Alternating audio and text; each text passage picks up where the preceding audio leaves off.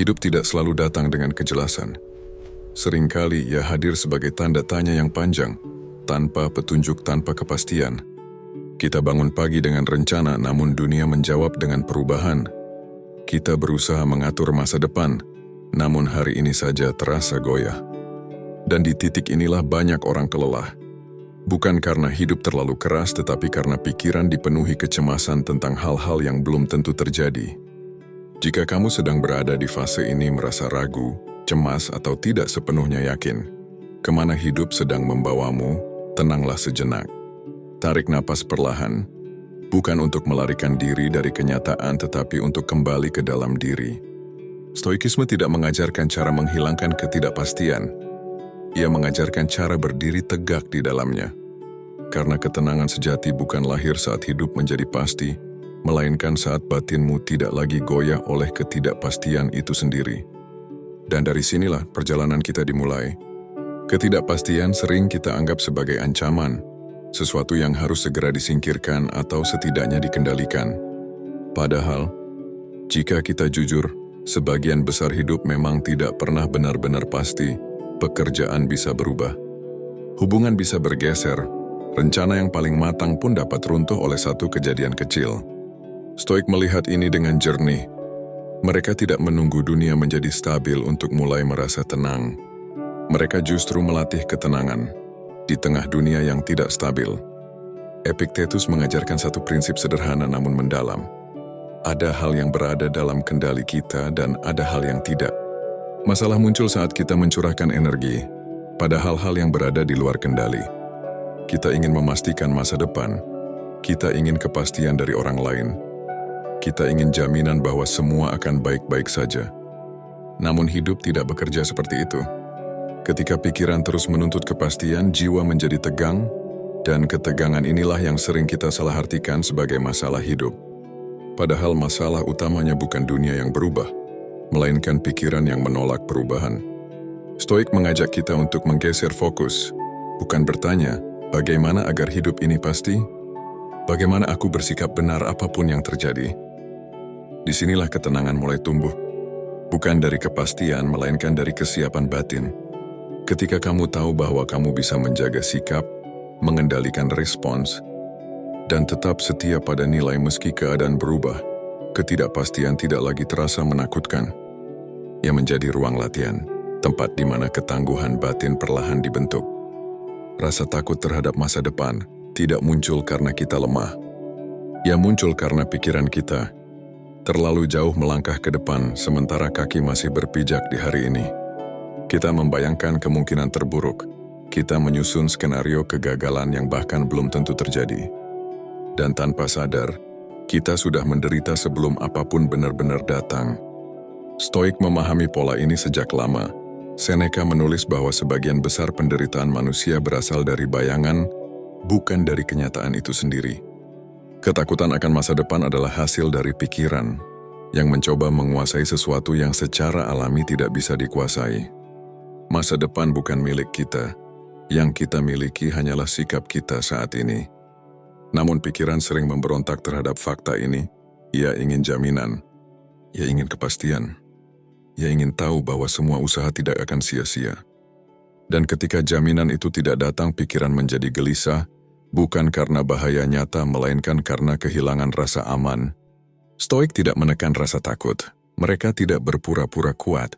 Mereka mengakui ketakutan itu sebagai bagian dari kondisi manusia. Namun mereka tidak membiarkannya memimpin. Mereka bertanya dengan jujur, apakah ketakutan ini membantuku menjadi pribadi yang lebih bijak hari ini? Jika tidak, maka ketakutan itu tidak diberi kuasa. Alih-alih melawan bayangan masa depan, Stoik mengajak kita untuk kembali ke satu titik yang nyata, tindakan kecil hari ini. Apa satu hal yang bisa kamu lakukan dengan benar di momen ini? Bukan untuk menjamin hasil, tetapi untuk menjaga martabat dirimu. Saat fokus kembali ke hari ini, masa depan kehilangan cengkeramannya. Dan di sanalah, ketenangan mulai meresap pelan-pelan ke dalam batin. Menjaga ketenangan bukan berarti hidup tanpa tekanan. Justru ketenangan diuji saat tekanan datang bertubi-tubi, saat keadaan tidak memberi ruang bernapas. Di titik inilah banyak orang goyah, Bukan karena mereka tidak tahu apa yang benar, tetapi karena mereka lupa bagaimana kembali ke pusat dirinya sendiri. Stoik memiliki satu latihan batin yang sederhana namun kuat, membedakan antara peristiwa dan penilaian. Peristiwa hanyalah apa yang terjadi, netral, tanpa makna bawaan.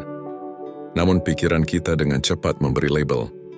Ini buruk, ini berbahaya, ini akan menghancurkan hidupku. Dan label inilah yang membuat tekanan terasa berlipat. Marcus Aurelius mengingatkan bahwa jika kamu menghapus penilaian, rasa tersiksa pun ikut menghilang.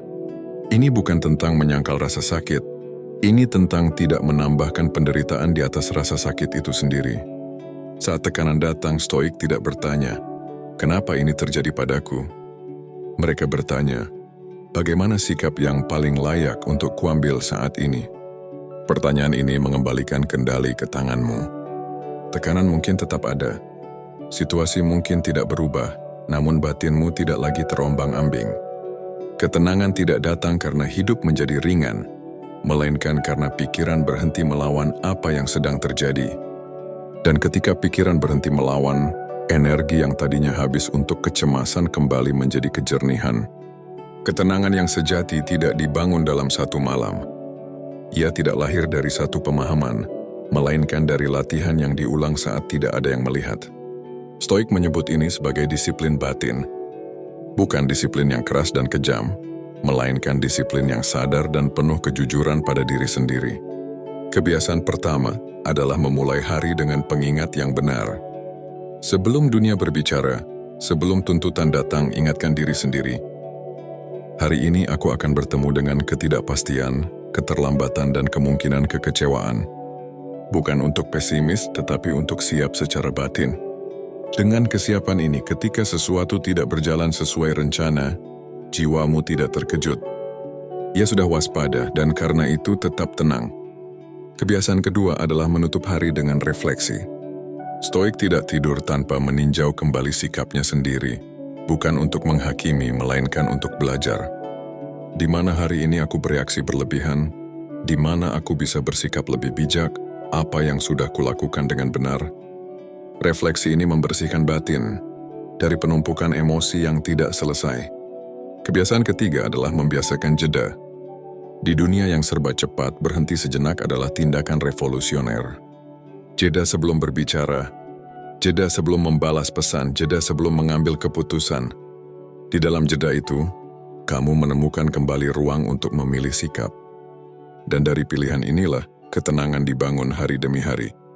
Pada akhirnya, ketidakpastian bukanlah sesuatu yang harus kamu taklukkan.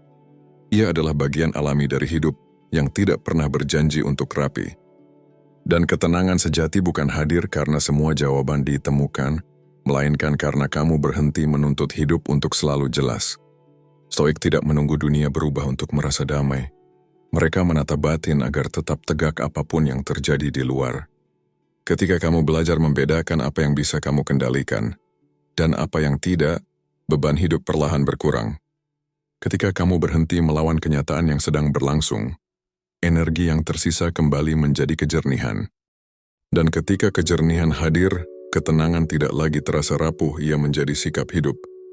Jika hari ini kamu masih merasa cemas, masih ragu, atau masih belum yakin, kemana hidup membawamu, ingat satu hal ini.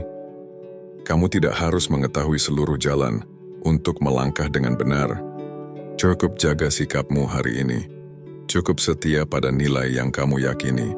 Dan biarkan hari esok datang tanpa harus kamu genggam terlalu erat. Terima kasih sudah meluangkan waktu untuk hadir dan mendengarkan sampai akhir. Jika narasi ini membantumu merasa sedikit lebih tenang, kamu bisa subscribe untuk menemani perjalanan batin berikutnya.